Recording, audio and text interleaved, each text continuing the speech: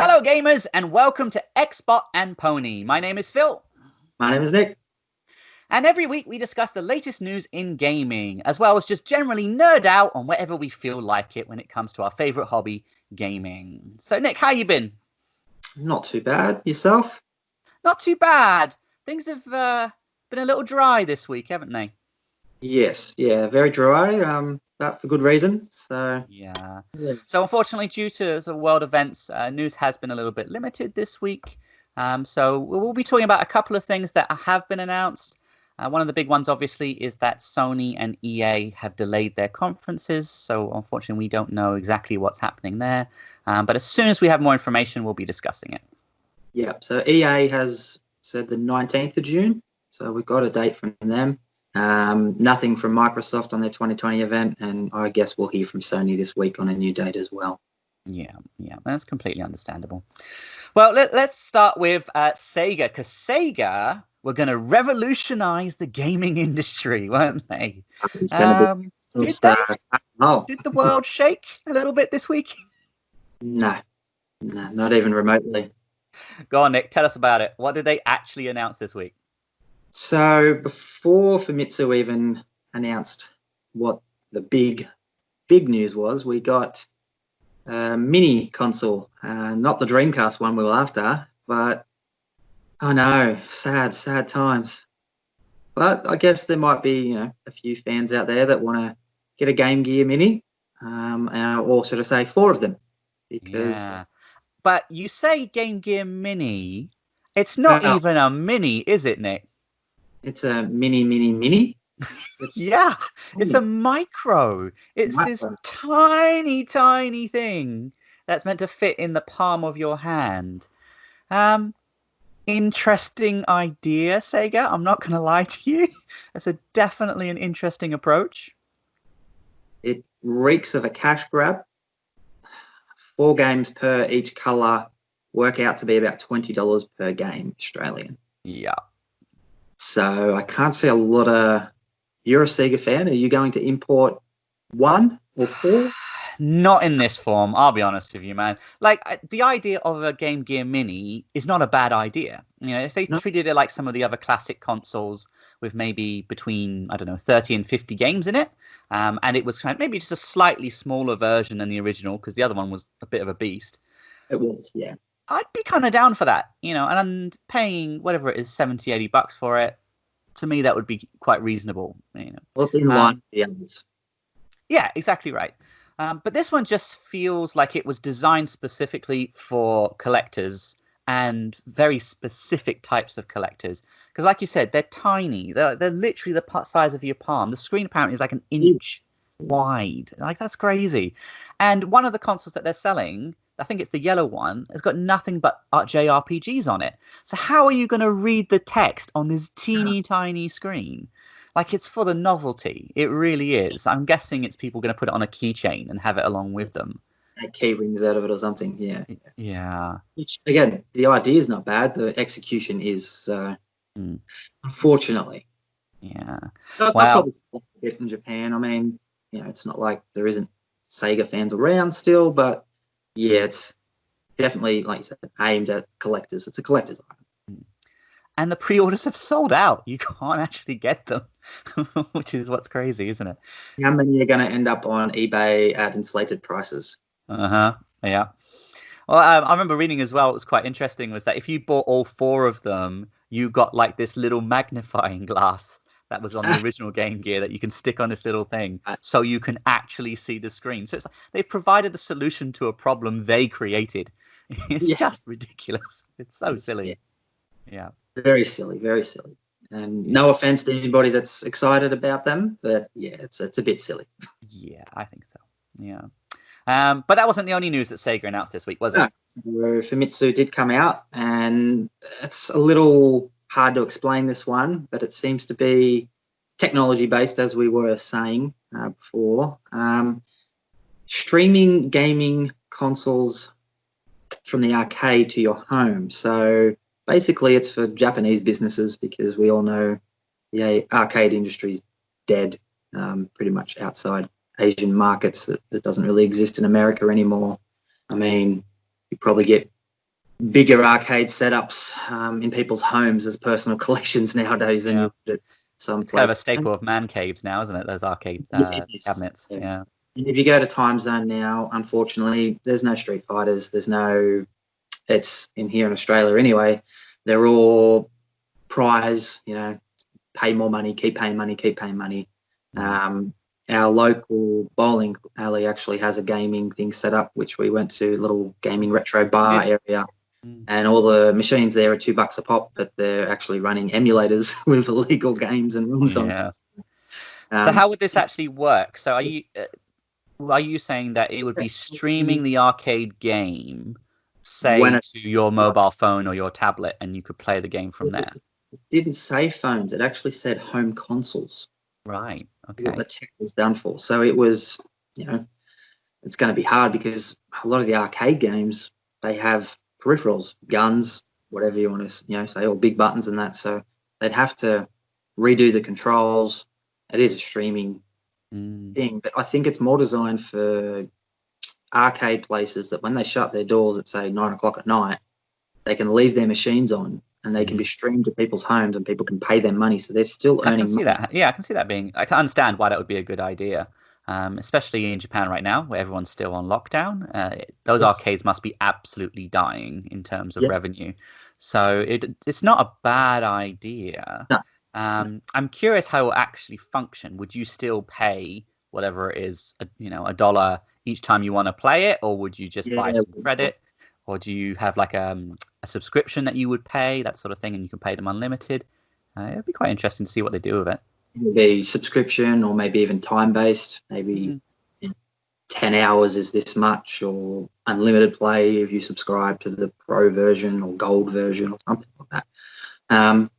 But again, it's probably, we'll never see it here in Australia. And America probably won't see it. So it'll be a Japanese-only thing. And it's not a bad idea. It's actually a good idea. I agree with it if it's to keep the gaming industry in the arcade. I miss it. I miss going to the arcade. Yeah, of course, man. It's something special about it. Maybe we'll find out ourselves in like 2030 when the doors finally open to go back into Japan and leave Australia. We'll go to the arcades and check them out together, man.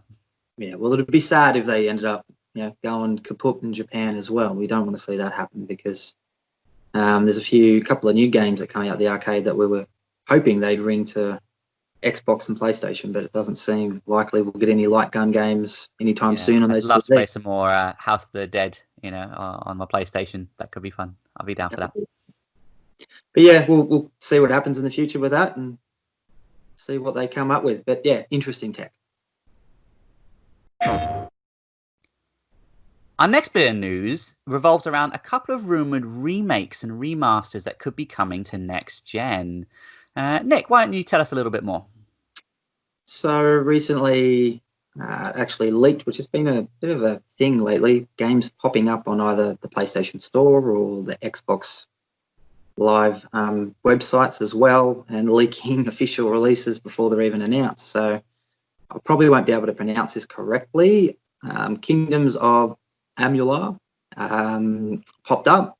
Bloodborne is also rumoured to be coming to PS5 and PC as a remaster, not a remake. So there's two remasters, and then obviously we've got Blue Point Games' Demon Souls coming as a remake. So this seems to be a bit of a common theme at the moment. I thought we'd just discuss how we think it's going to happen, if it's going to be more popular, mainly due to Microsoft's decision to offer free upgrades next gen. So my first question to you is, how does a third party that is planning to do something similar to, say, Bloodborne on PlayStation 5, which we believe at this moment Sony doesn't have that feature, doesn't mean they don't. They could have that feature, or they could bring it in later on. How does a third party, say, releasing Crysis 2 or Crysis 3 remaster, not remake, just remaster, on PlayStation 5 and Xbox One or whatever, like, Xbox Series X, how do they go about that if Microsoft's offering free upgrades? It's interesting, isn't it? I know for sure that Sony have recently said that anything that's published after July, or anything that's submitted for approval to Sony has to be compatible with PS5. That was the big one that they pushed. So if any of these games are also coming to PS4, then you'd have to assume that by the time they come out, yes, they would have to be compatible with PS5 as well. But also, this is not unusual, man. Compatibility. That's Sorry, not. say that again. That's backwards compatibility. So that's playing an Xbox One game on your Series X as an Xbox One game. That's not forwards compatibility of saying, here's a remaster. It runs better on Series X and PlayStation 5. So the perfect example is Bloodborne is locked at a 30 frames per second on PS4. The remaster will most likely have upgraded textures and run at 60 frames per second. If that was coming to Xbox Series X, it would be free. Completely free. You just get that. That's an upgraded remaster. So if a company's making those games for Series X at the moment, do they have to can those games? Or do they offer them free and then Sony? It's something that's not really been done before. So I'm not sure I can give you a definite answer. It's confusing the whole industry, this system, because the whole point of buying a new console was to buy new games for it. Publishers, developers would make money by doing a lot of remasters that we'd pay again. You didn't do that on PC. On PC, you got a better PC. The game just scales. They just scale. And this is what's happening now. Games are scaling from PS4 to PS5 or scaling from Xbox One to Series X. So Microsoft's really thrown a spanner in the works, really, for the whole industry in this regard. I assume some companies won't do it at all. They'll just ignore what Microsoft's doing and continue to do it. It is interesting. And I'm not sure we can fall down on one definite side as to what's going to happen, because you're right. In theory, this is a really good thing for the consumer. Why would you want to buy the same game twice? You'd want to be able to just play the one game and know that you can pass that forward and it's going to look even better. That's a really good thing. I understand why a consumer would want that. I can't imagine why a company would want that. Because let's be honest, what will happen there is companies are going to be told your game needs to be able to run on PS5 or Xbox One, Series X at a higher rate. This is going to cost the company money, but they can't charge for that. It's going to cost them money. It is. Whereas if they actually get to do a remaster, re-release, whatever, it might cost them a little bit up front, but they're definitely going to make some money back off of it. So I'm curious, like you said, how many companies are actually going to jump on board with this, or they're just going to go, nah, it's all right, we can make more money re-releasing the game. Yeah. So it's going to cost companies money on PlayStation because PlayStation's backwards compatibility is software. Xbox Series X is hardware. The games just work with the upgraded features. So any game released on Xbox One, a lot at the moment, it's kind of dried up. We know that. It just works. There's no work from the developer. But all the developers making, Last of Us now, we've got Ghost of Tsushima, 2 really good games coming out, than anything else, they do have to put that work in and that money to make it work on PS5. Yeah. So there's development costs, like you said. We've got backwards compatibility coming forward, which is good. It should be there. Even just from the previous gen to the next. So you don't want to buy their games twice. I'm busy, Garfield. You just wait a second. It's one of those weird things where I think if you're making a game and it is a remaster and it's coming to Xbox Series X, you're probably just going to have to charge for it. You're not going to be using that smart delivery system. And to answer the other question, the only company that would do that is one that's just had their ass kicked, and that's Microsoft. So pro-consumer moves happen because you're not succeeding, so you need to do changes. So we wouldn't be seeing... I'm wondering if there's going to be like some sort of in-between. So we know that EA, for example, have said, yeah, sure, you can do that, but after, December 31st or something like that, they said they'll charge you for that upgrade. Yes, but they just got backlash. They changed that. So when you buy Madden, you can do the upgrade for free until the next Madden game comes out. Yeah. So it's no longer a 6-month window. It's from that release to the next release because they got a lot of backlash for such a short period of time. So again, they're doing their own thing. So yeah, maybe some publishers will do their own. It looks like Ubisoft's going to support it. We know Cyberpunk's coming, that's going to support it, but there hasn't been a lot of other companies to say, hey, we're going to support Microsoft's smart delivery system. So that could be it. The others might. Maybe.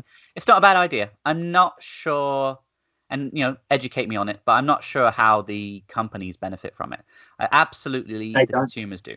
The consumers absolutely do. Yeah, they do. But they do. what's the incentive for them? Well, the incentive for Microsoft is to get people to buy to buy into their ecosystem. Yeah. I'll buy a Windows PC or I'll buy an Xbox and I'll play their games because I get the upgrade for free. It's to get more consumers on your side. That's it. But you're not making money off the remasters or the remakes because they're free.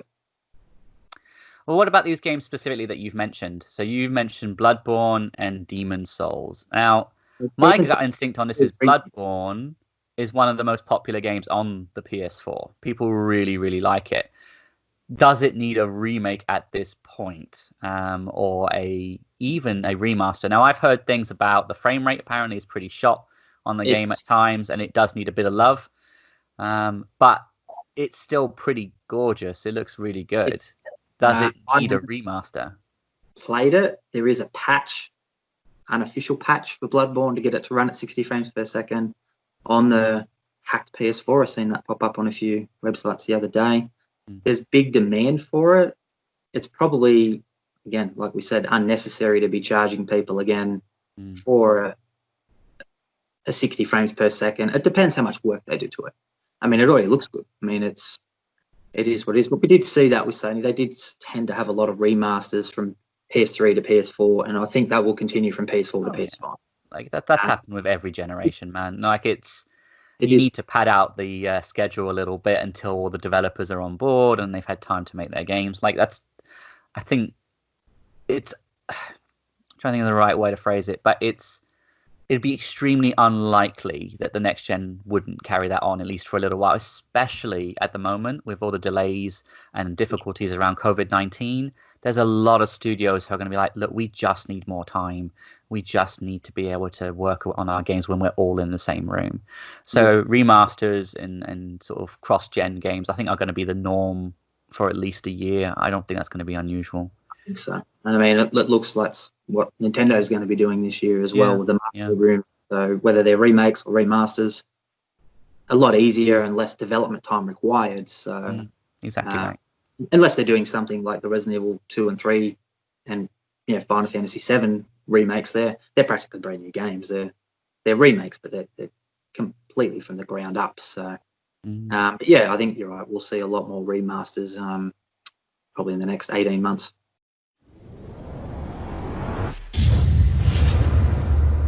Our next bit of news relates to a job posting for a very famous science fiction series that just might save Microsoft. Nick, tell us more. So 343 popped up and advertising for a senior producer for a new Halo game, which isn't Halo Infinite, which we know is the launch title for Series X and also coming to Xbox One and PC later this year. Very interesting. I mean, we just got a Gears Tactics game on PC, which is also coming to the consoles later on. There's been Halo Wars games released in the past, strategy RPGs. So possibly another spin-off, I would assume. I'm going to go with probably a battle royale type multiplayer online game. They bring money. So I'd say that's a pretty good prediction there, man. Yeah, it'd have to be. They're going to have a multiplayer mode in the new Halo Infinite, which obviously they will, and it doesn't include a battle royale, then release that free to play, charge people for skins and stuff like that, and they'll make money. And how do you feel about that? I think Halo's, since Bungie left, Halo has gone downhill. There's no question in that. You only got to look at the review scores, the Metacritics and everything. Probably not something I would do myself. I'm not a huge online battle royale thing, but I know the younger generation, my brothers including, that's all they do. That's all they play. Everyone plays Fortnite. Everyone plays these massive online shooters, and battle royale is the most popular thing. Warzone, Call of Duty is huge at the moment. So exactly it. we've seen how much money they made. Was it $2 billion and something I in know. microtransactions? They make more money than they make from the games. Well, maybe not Call of Duty because it's still the biggest game around. Besides Minecraft and Call of Duty, there's not much bigger. So, yeah, that would be my safe bet. I assume you. Yeah. No, I mean that's a pretty damn good bet, to be honest. I wouldn't be surprised if that's what it is. I can imagine you'd get a lot of outcry from the fans initially, but then, as usual, they'll settle into it and it will make money. You're not wrong. Warzone's done really, really well. For Call of Duty, it wouldn't be my thing. No, No. it wouldn't be the thing that actually brings me over to Series X if that was the next big project for Halo. But I'm not the target audience either, so I kind of get that. But you're right. Why would you leave that money on the table? It's perfect for it. Can you imagine people would get to customize their helmets and the outfits and all that sort of stuff and put their little logos on it and just be prepared for loot boxes and crystals and shards from Halo and all sorts of things. Yeah. Yeah, exactly. Yeah. Yeah, it'd be interesting to see what they include from what games and what's removed and taken out. So I mean, but all those other games, they're constantly changing and chopping what they put in and put out. It's all about the community feedback. So, but yeah, that's what I suspect they'll announce probably next E3 if we get one. So Maybe. wait and see. Wait and see. So what about some left field theories? What do you reckon it could be that it's not really, but it could be? Well, they've already done the strategy thing. We already seen the cancelled. Was it like a Lego game they had that was coming out? Did you see that? Was it, no, I wouldn't say Duplo, but I don't think it was Duplo. It was something like it. It was one of those brick ones, yeah. Running around and yeah, it looked pretty bad. No wonder they cancelled it. I honestly don't know. Maybe we'll finally get that Halo DS game that we've all been waiting for. Hey, that'll come out one day. That'll come out one day. It will leak online one day. You never know. Then we'll get GoldenEye. It'll all be good. It'll be the biggest teamwork effort from Nintendo and Microsoft ever. Okay, all right. So it's either going to follow, I reckon, a Gears strategy, and you're just going to have the pop figure version of Halo, and it's just going to look awful, and it's going to be all that microtransaction stuff. It's going to be a mobile game, and I will laugh and laugh and laugh at you, for years to come. I was like, ha! This is what your flagship game is now. I'm going to have so much fun. Did we know how the Gears game went? Gears Pop? Do we know how that went? I don't even want to know. Don't care. Don't care. Do you know? No, don't pretend like you know. We don't know because we don't care. Because we don't care. As much as we care about Mario Kart Tour. Yes, exactly. I bet it'll be like that. What was the Contra game that Konami recently did? Was it Rogue Corps or something? Yeah, Rogue Corps. Yeah. Wow. It'll be like that, but Halo, and I will just rub it in your face. Let's wait and see. And see. Or, we've talked about this a little bit before, that Microsoft needs its like third-person action-adventure type game. So you never know. Maybe we'll get an Unhaloed, something like that. Unhaloed, there you go. Yeah, I like it. It will be action-adventure. Master Chief finally takes his helmet off, and he goes like looking through tombs and adventures and blowing up cars and buildings and all sorts of things. Yeah, it'll be fun. Action adventure, cool. And he can have a son and call him Boy. Yes. 30,000 times in the game. That'd be cool. There you go. Yeah. I can see it working. It'll definitely work. Yeah. Although actually, I tell you, like a third-person game. So genuinely, a third-person action-adventure game in the style of Metroid Prime, I could be on board for that. I think that could be quite interesting. Taking what they attempted to do with Other M. First person. Yeah, so like an adjustment then of the gameplay, make it more of a Metroid Prime style thing. Yeah. Interesting. Well, the only issue I had with Other M was the story was really, well, the way they portrayed her character. She wasn't a confident. No. She was. They undid all the good that was with that character, didn't they? Yeah, they just they made a mistake there. I think they know they made a mistake there. So, but yeah, that would work. That would actually definitely work. I mean, instead of doing the same Metroid Prime thing over and over again, let's try something different. And not too left field, though. I mean, they're pretty popular at the moment. So, story-driven third-person action. maybe we'd have a Halo Crush. It'd be like Candy Crush. It'll be a mobile game, and you've just got to like smash all the aliens over and over and over again, or match the helmets. Match the helmets. Smash. Well, apparently the reason Perfect Dark got put on the back burner was because of Halo. They didn't want 2 sci-fi shooters. So there's Perfect Dark rumors of it being third person and more of a story-driven thing.